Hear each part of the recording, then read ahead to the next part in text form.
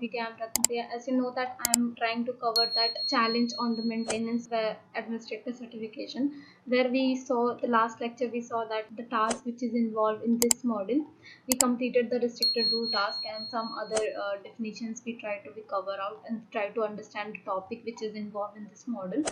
So let's do the challenge which is involved in the maintenance module for the administrator certification.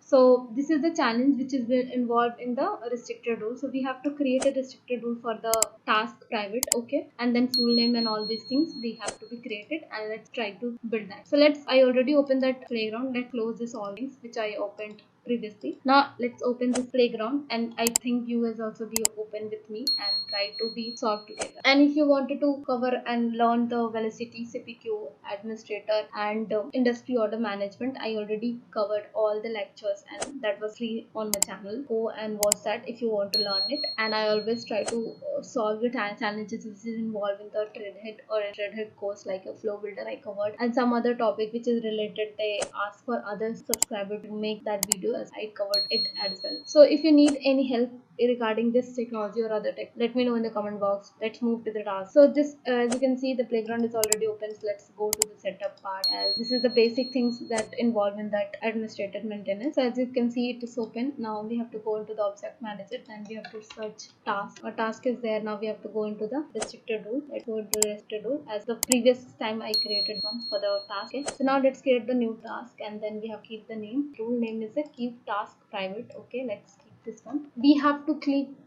write exactly the same without a space, having any extra space from the start or from the thread. Otherwise it will be have some issue with that. It will not able to fetch the thing.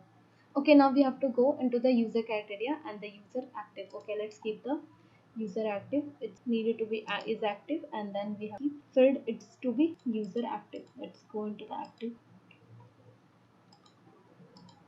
User is active, and then we have to keep what they're saying equals boolean true.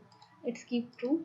Okay, now what they are saying for the next they are saying record assigned to id and user id. Let's keep the assigned to id and user id. In this field we have to keep assigned to user and then id, user id.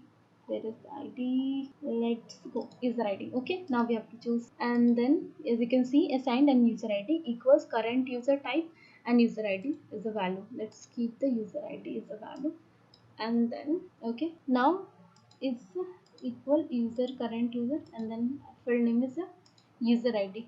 Let's keep the user id where it is. Yeah, so in this we have already done that, and then set as active, as I already checked that box. Let's check again. Yeah, it's active.